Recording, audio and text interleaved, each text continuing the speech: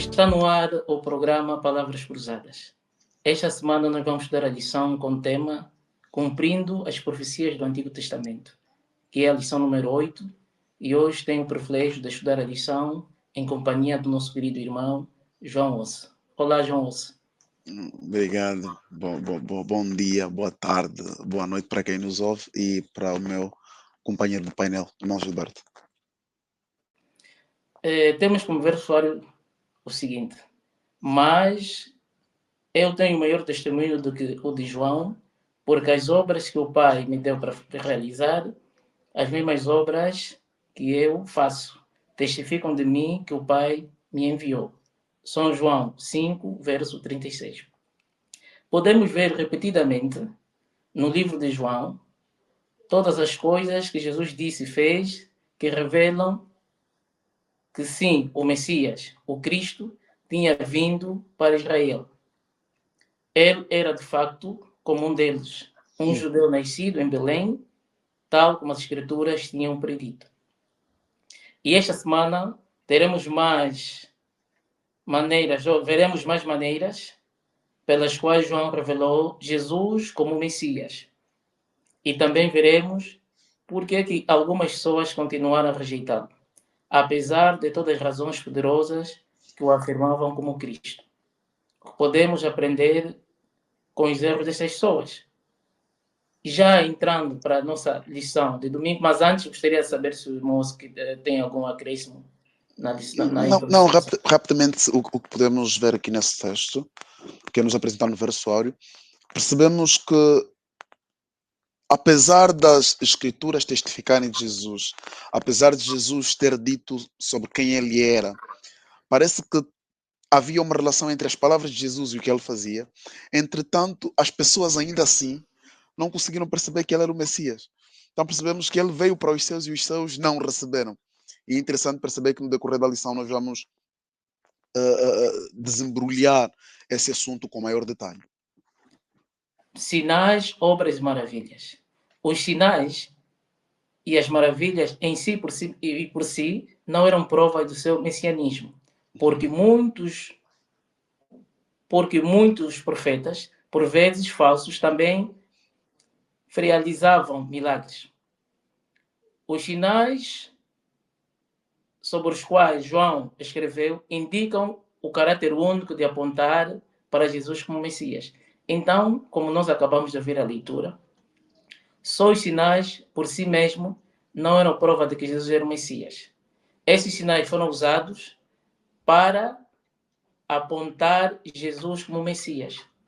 Então, Jesus como Messias tinha que apresentar alguns sinais, como milagres. Jesus curava, Jesus conseguia fazer muitas coisas, e esses sinais, essas obras e essas maravilhas apontavam Jesus como o verdadeiro Messias. E dizer também que Jesus usou os sinais para mostrar a sua relação de trabalho com o Pai. Os dois eram um só. Então, esses sinais que Jesus fazia, não fazia de si mesmo, mas fazia porque ele era um com o Pai. E ele, ao ser um com o Pai, fazia exatamente as mesmas obras se o Pai tivesse que estar no nosso seio.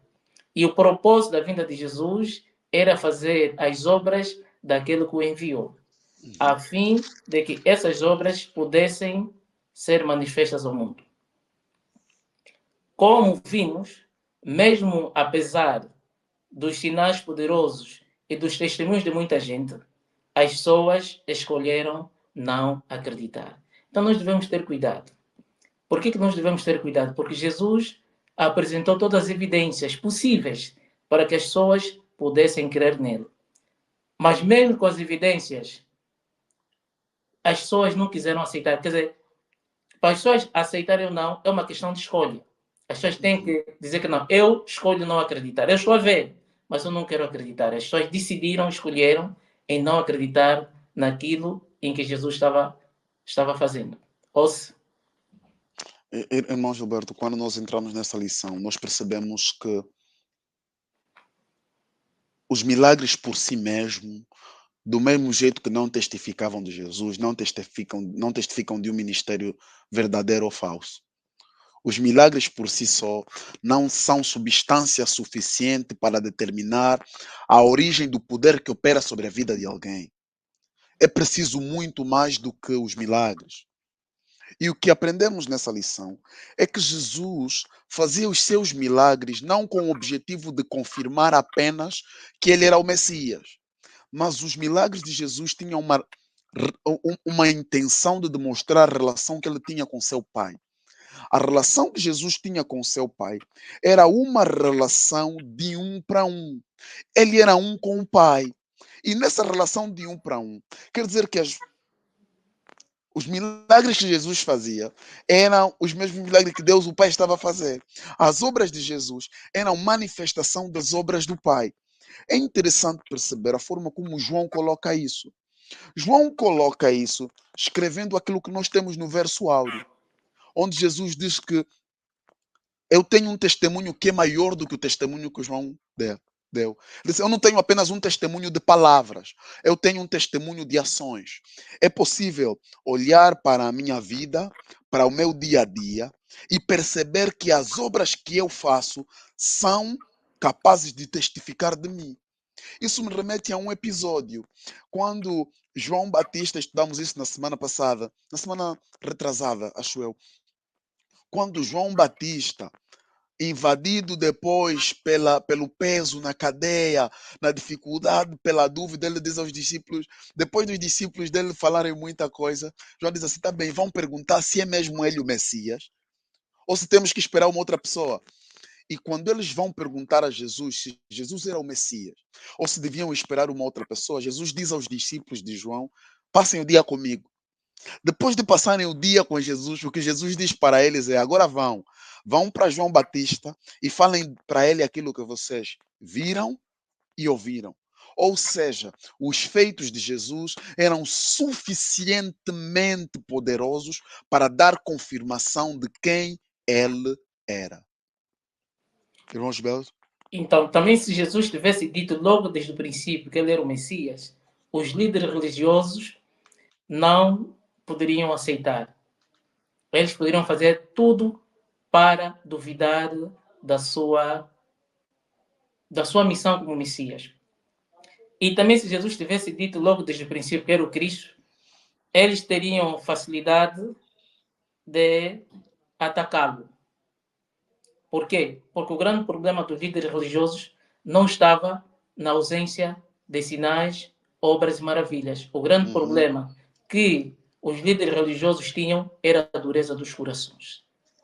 Por causa da dureza dos corações, então eles estavam cegos. Eles não tinham como acreditar em Jesus como o Messias que tinha sido prometido desde o Antigo Testamento. Por isso é que a lição desta semana tem como título Cumprindo as profecias do Antigo Testamento.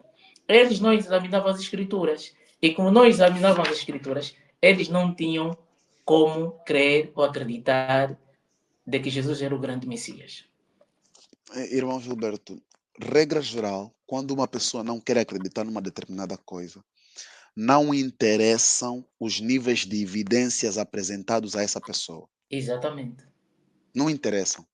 Se a pessoa já colocou na cabeça que ela não quer acreditar, todas as evidências que lhe serem apresentadas, ao invés de converterem o seu coração, vão endurecer o coração dessa pessoa. É o que aconteceu com o faraó. Faraó tinha uma predisposição da incredulidade. Que todos os milagres que Moisés fez para libertar o povo, ao invés de fazer Faraó se converter, fez o coração de Faraó tornar-se mais duro. Os líderes religiosos já tinham escolhido não crer em Jesus como o Messias. Então, todo o esforço que Jesus fizesse de transmitir-lhes a informação de que ele era o Messias, todo o esforço que Jesus fizesse de, através de sua vida, mostrar que ele era um com o Pai e que ele era verdadeiramente o Messias, não surtiria efeito. Ao contrário, se Jesus dissesse logo de imediato que eu sou o Messias,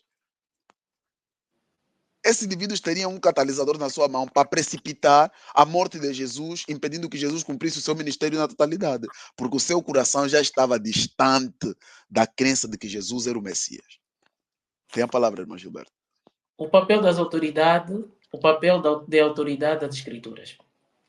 João também apelou à autoridade do Antigo Testamento e às suas profecias que prediziam a obra de Cristo.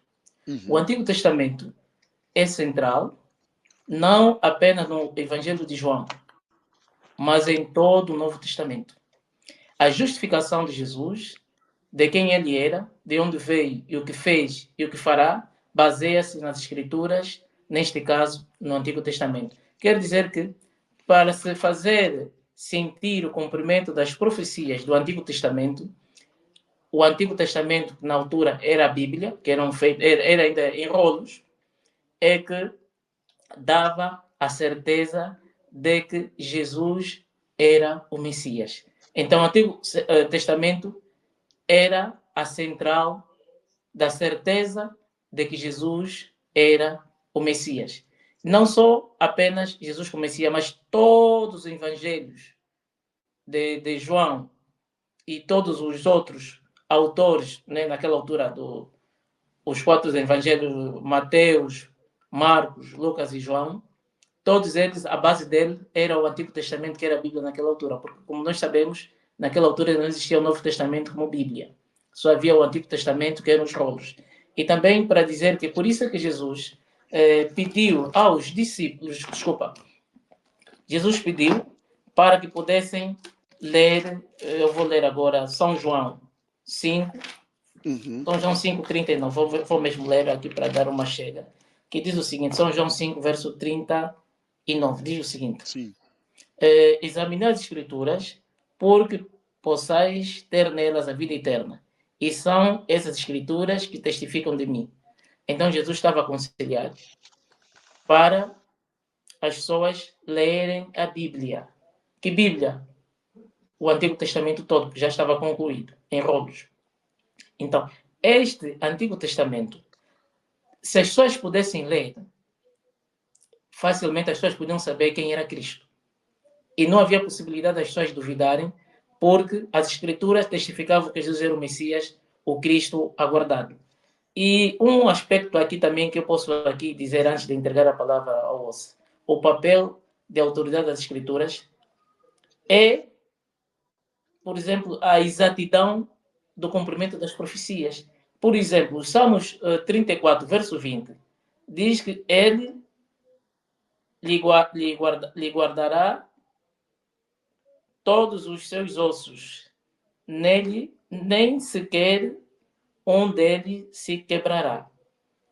Se nós o abrirmos em São João 19, 36, vamos ver qual é a relação que existe entre este texto e o que eu acabei de ler, que é Salmos 34, verso 20. Salmos 19, 36 diz o seguinte, 36. Essas coisas aconteceram para que se cumprisse as Escrituras. Nenhum dos seus ossos será quebrado. Quer dizer, até os ossos de Jesus não seriam quebrados. Isso nós conseguimos abrir, como acabamos de dizer, Salmos 34, verso 20. E também se nós abrirmos em Salmos 19, verso 24, também diz o mesmo. Salmos 19, sim, verso 24, diz o seguinte. Disseram uns aos outros, não a rasguemos, mas lancemos sorte sobre ela para ver de quem será. Isto aconteceu para que se cumprisse as Escrituras, dividiram entre si as minhas vestes, e sobre a minha túnica lançaram sortes, pois fizeram os soldados. Se nós fazemos a comparação com Salmos 22, verso 18, nós vamos aqui encontrar a relação que existe entre esses dois textos. 18, Salmo 22, 18 diz, reparte entre si as minhas vestes e lançam sortes sobre a minha túnica. Então estamos a ver que o papel das Escrituras no cumprimento das profecias. Elas não falharam e o seu cumprimento foi exato. É só para nós vermos que tudo quanto Jesus devia passar, tudo foi profetizado. E o seu cumprimento foi exato e nada foi passado assim por cima. Ok. Quando falamos do papel da autoridade das Escrituras, nós podemos olhar de três formas. Primeiro é que Jesus, ele mesmo, em muito dos seus discursos, faz citações diretas ao Antigo Testamento. Falávamos ainda na lição, na lição número 6, se não estou em erro também, quando Jesus declara que quando ele ser levantado, ele atrairia muitos a si mesmo. E na classe onde eu estudava, eu chamava os irmãos a atenção sobre aquele episódio em que os israelitas são picados por cobras e a orientação de Deus é que Moisés fizesse uma serpente de bronze e levantasse, e que todo aquele que olhasse com fé para a serpente seria curado do veneno das serpentes que os picavam. Era Jesus a interpretar o Antigo Testamento, ou seja, a dar o verdadeiro sentido do que as histórias do Antigo Testamento estavam transmitindo. Tem Jesus, depois tem João, o autor. Ele também faz citações ao Antigo Testamento para mostrar a relação de Jesus e o cumprimento das profecias. E depois temos outras personagens. Olha, por exemplo, Filipe. Filipe, ele faz uma afirmação, ele faz uma... Ou seja, temos uma afirmação de Filipe sobre Jesus, ele diz assim: havemos achado aquele de quem Moisés escreveu na lei e os profetas. Isso podemos ver em São João 1, verso 45. Então percebemos que os autores bíblicos entendem, e esse é um aspecto importante, como o milagre não é o suficiente para determinar se Jesus é o Messias ou não, a Bíblia tem que acompanhar o milagre. Ou seja, é preciso existir um casamento entre o que Jesus diz, o que ele faz e o que está escrito. E é isso que nós vemos aqui declarado. É que Jesus apelou à autoridade das Escrituras porque as Escrituras testificavam dele. E como já disse o irmão Gilberto, existem muitas profecias ditas por Jesus em confirmação daquilo que estava escrito no Antigo Testamento. Em confirmação daquilo que estava escrito no Antigo Testamento. Então percebemos claramente de que o problema não era que o problema dos líderes não era o facto de que não estava escrito na palavra, irmão Gilberto. Ponto 1. Não era que Jesus não fazia milagres, também não era isso. Não, é que havia uma predisposição no coração desses indivíduos para se rebelarem contra Jesus. Não criam. Não interessavam os milagres que Jesus fizesse. Os textos bíblicos que ele citasse, não interessava nada. Eles já vinham colocado no seu coração. Porque eles não queriam nada com Jesus. Tem a palavra, irmão Gilberto. E se calhar aproveito colocar aqui uma questão. Antes que passe a palavra para nós. Irmão Gilberto. E hoje nós, então, a palavra tem autoridade? Porque parece que hoje vivemos dos achismos, né? Ou seja, eu acho, eu penso, no meu entender, é que se calhar... Não. Hoje, qual é a autoridade que a palavra tem? Como é que nós convidamos a autoridade da Escritura nas nossas discussões bíblicas? Será que a palavra tem autoridade mesmo? Ou ficamos no achismo? Eu acho, tu achas, ele acha, e continuamos a conjugação verbal e a palavra perdeu peso. Epa, isto também é um outro elemento que nós devemos analisar. Pelo seguinte, no tempo em que nós vivemos, é muito fácil nós usarmos os nossos ditos, eu acho ou tu achas. Por quê? Porque hoje as pessoas, digo já, as pessoas no mundo no seu todo, já não colocam a palavra de Deus como bússola. Já tem sido difícil as pessoas aceitarem a palavra de Deus. Uhum. Então a palavra de Deus só vai ter autoridade se nós aceitarmos o assim diz o Senhor. O que está escrito, eu tenho que aceitar que está escrito. É o que Jesus dizia a Satanás. Está escrito que não só de pão viverá o Viverá homem. o homem. Amém. Então nós temos que aceitar o assim está escrito. Não é o achar que isso deve ser desta ou daquela forma. Porque se usarmos este caminho, vamos nos perder. E já entrando rapidamente e dar já o remate dessa lição terça-feira, que diz Profecia do Antigo Testamento sobre Jesus, parte 1. Uhum. Aqui dizer que, apesar da dureza do coração por parte dos discípulos, desculpa, por parte dos líderes religiosos, Jesus mesmo assim insistiu em passar a palavra para esses líderes religiosos. Jesus sabia que o coração deles estava duro, mas Jesus enfatizava as autoridades das Escrituras e fazia-os para lhes mostrar quem ele era, apesar da dureza dos seus corações. E aqui um elemento aqui fundamental que eu achei para passar a palavra é que não só João, como Pedro, Paulo, Mateus, Marcos e Lucas, e Uhum. todos os escritores do Novo Testamento, sob a inspiração do Espírito Santo, sublinham repetidamente que a vida, a morte e a ressurreição de Cristo e a exceção de Jesus de Nazaré ao trono de Deus são o cumprimento das profecias do Antigo Testamento. Quer dizer que esses passos todos, desde o nascimento, que tinha que ser em Belém, a sua morte, a sua ressurreição e a sua exceção para os seus, tudo foi cumprimento profético. E dizer que também, embora Jesus estivesse continuamente a orientar os discípulos para as escrituras que produziam o seu ministério, quando é que os discípulos finalmente compreenderam que as escrituras apontavam para a sua morte e sua ressurreição? Foi depois dele morrer, ressuscitar e desaparecer que eles, por fim, entenderam. Então é isso. Jesus várias vezes falou com eles, explicou-lhes: olha, isso foi escrito, isso está escrito no Antigo Testamento, mas nem com isso. Eles estavam tão cegos, que eles nem sequer tinham tempo para acreditar naquilo que Jesus foi passando para eles. Agora eu faço uma pergunta, isso até não é para Uhum. responder. Será que nós só iremos acreditar em tudo que Jesus disse quando ele estiver a vir sobre as nuvens dos céus?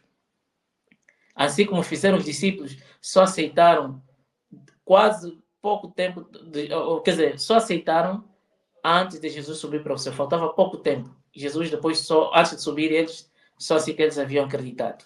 Por isso é que o tempo que nós estamos na igreja não determina o tamanho da nossa fé. Hum. Não é o tempo que estamos na igreja que vai determinar se vamos ter muita fé ou pouca fé. Mas sim a vontade de nos entregarmos diariamente aos pés do Criador.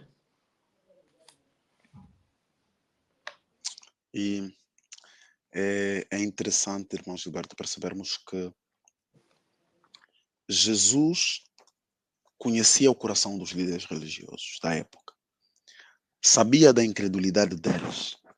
Jesus sabia que aquele terreno era complicado para semear alguma coisa, mas Jesus semeou na mesma. Jesus não semeou apenas no coração daqueles líderes, Jesus também semeou no coração das pessoas que ouviam aqueles debates, aquelas discussões. Jesus semeou essas verdades do seu coração, independentemente da dureza do coração deles. E por vezes, eram as declarações de Jesus que parece que faziam com que esses indivíduos ficassem mais rebeldes. Mas Jesus entendia que ele precisava fazer tais declarações.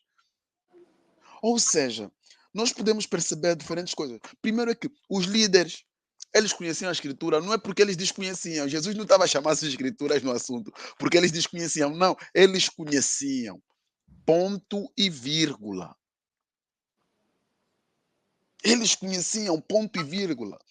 E se o irmão Gilberto me permite, se calhar eu estou já aqui a fazer uma ligação entre essa lição e a lição seguinte, que é a parte 2, porque também é o cumprimento Concordo é plenamente. apenas uma.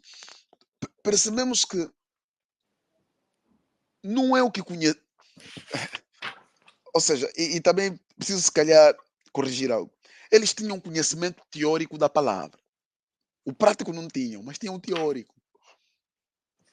Ou seja, o nosso conhecimento sobre as escrituras, sobre Jesus, sobre o cumprimento das profecias, precisa ultrapassar a barreira de um conhecimento simplesmente histórico.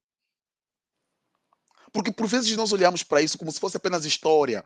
Estudamos a história, conhecemos as datas.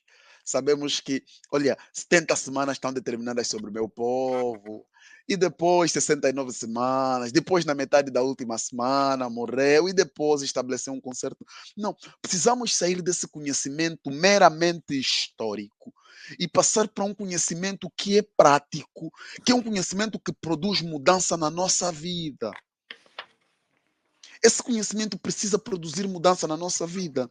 E como é que esse conhecimento produz mudança na nossa vida? Ele produz mudança na nossa vida quando nós permitimos com que o elemento da história, Jesus Cristo, saia da história e habite no nosso coração. É preciso passarmos disso. Porque quando nós passarmos disso, vamos ter a mesma oportunidade de como os discípulos, depois da morte de Jesus,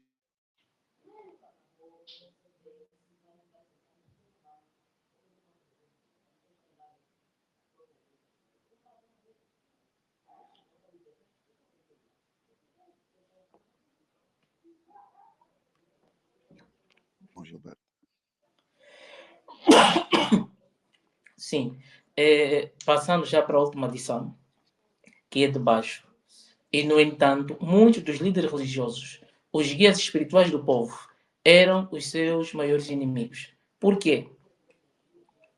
Porque eles não aceitavam, eles não acreditavam naquilo que Jesus dizia. Jesus diz que eles não conhecem nem a ele nem ao Pai. Deviam conhecer ambos, mas estes homens enganaram-se a si mesmos.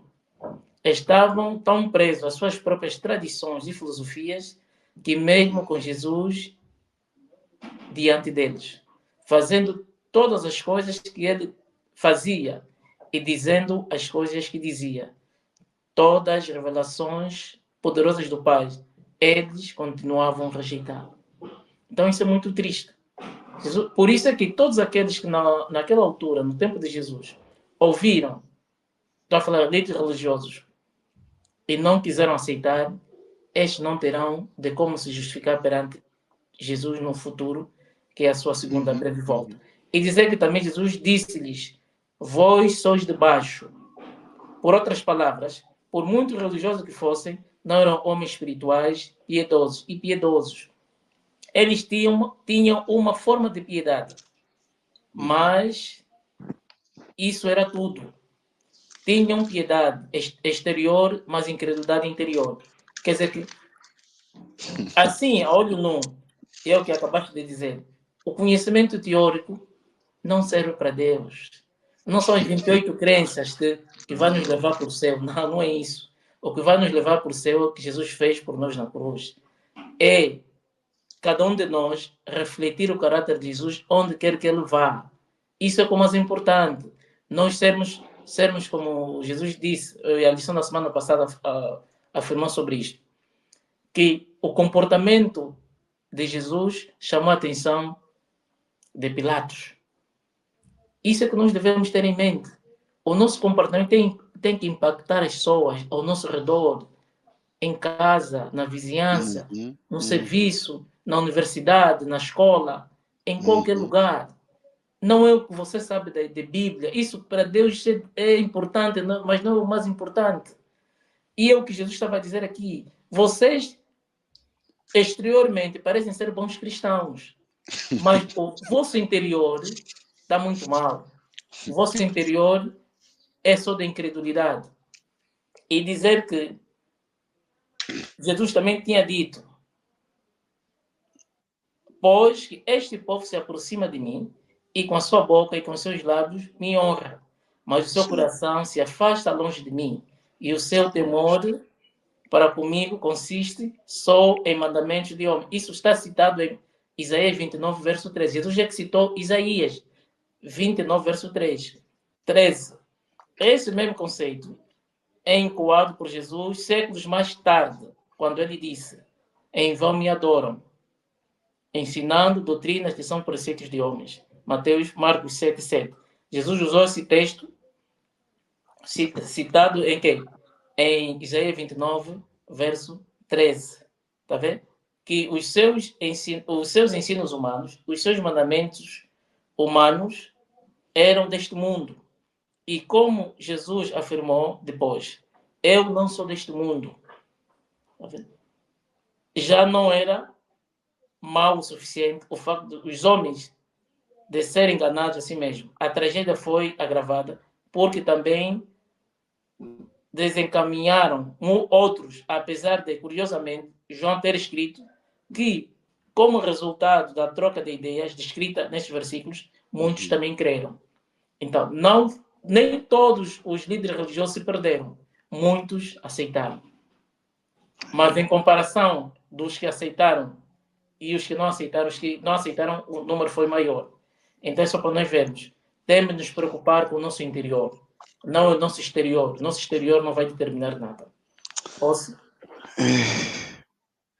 O título dessa lição, que é a última, é a lição de quinta-feira, é um título sugestivo.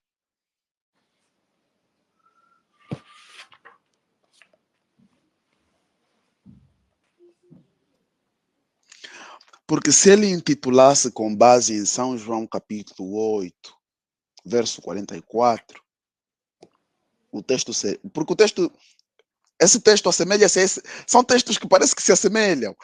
Vê, 8:44.